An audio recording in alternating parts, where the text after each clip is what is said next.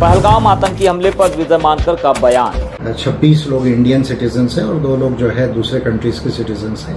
देश के नागरिकों की सुरक्षा करना, टेरिटोरियल इंटीग्रिटी को मेंटेन करना, सॉवरेनिटी को मेंटेन करना हर गवर्नमेंट की जिम्मेदारी। देश के नागरिकों की सुरक्षा करना, सिक्योरिटी करना, टेरिटोरियल इंटीग्रिटी को मेंटेन करना, सॉवरेनिटी को मेंटेन करना, ये हर गवर्नमेंट का काम होता है। एक राजनीतिक दल के तौर पर हम अपने देश के साथ जरूरत पड़ने पर ही वार का स्टेप उठाए सरकार।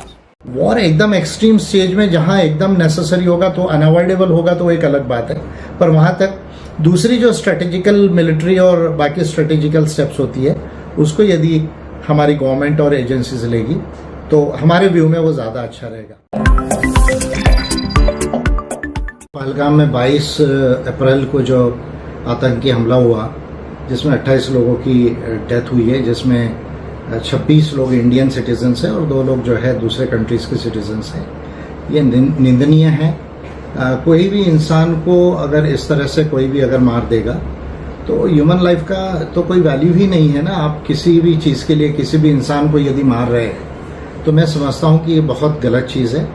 इंसानियत को कहीं पर भी जो है आप अगर वायलेट करते हैं तो वो ठीक नहीं माना जाना चाहिए। और ये हमारे इंडिया के सिटीजन्स थे 26 लोग और 2 दूसरे कंट्री के नेशनल्स थे।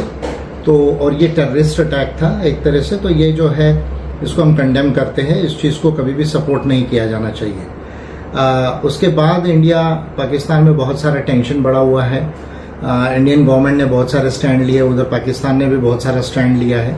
एज यूजुअल होता है 2 कंट्रीज़ के बीच में। हमने इंडस वाटर ट्रीटी 1960 को सस्पेंड अबेंस में रखा हुआ है। ये एक महत्वपूर्ण बात है।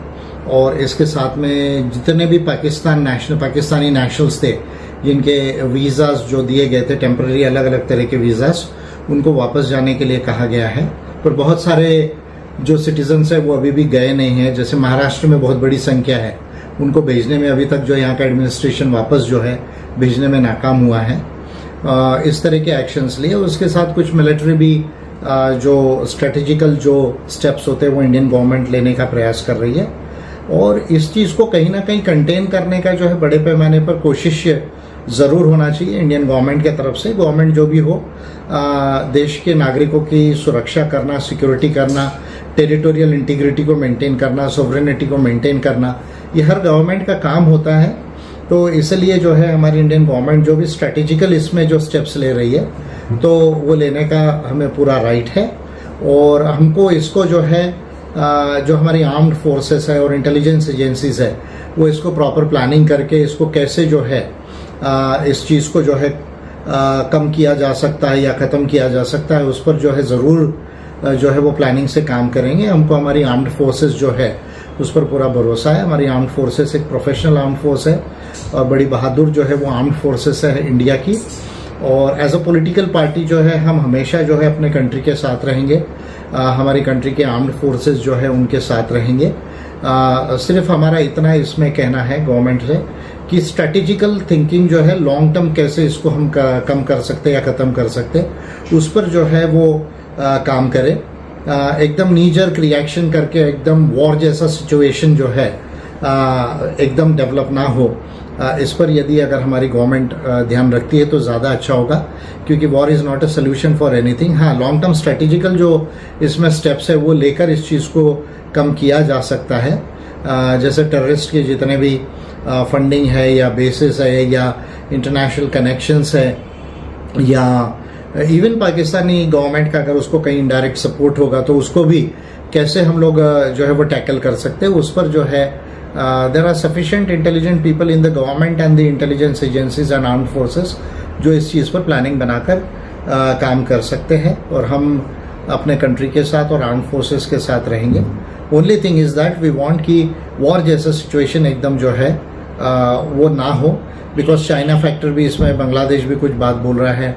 इंटरनेशनल भी कंट्रीज़ कोई किसी को एकदम मदद करने के लिए आजकल तैयार नहीं होते। हमने देखा अमेरिका ने खुद स्वयं जो है डोनाल्ड ट्रंप आने के बाद यूक्रेन और रशिया की लड़ाई को बंद कराने में उन्होंने बड़ा रोल प्ले किया। इवन इजराइल और हमास का जो टेंशन है उसको कम कराने में वो जो है रोल प्ले कर रहे हैं। ऐसे में डायरेक्ट जो मिलिट्री एड है और इकोनॉमिकल एड है वो अमेरिका या बाकी कंट्रीज भी जो है, यूरोप तो बिल्कुल इस चीज़ को फेवर नहीं करता है, वो इसको नहीं करेंगे। तो ये वॉर हमारे लिए 3.5 फ्रंट या 2.5 फ्रंट वॉर हो सकता है।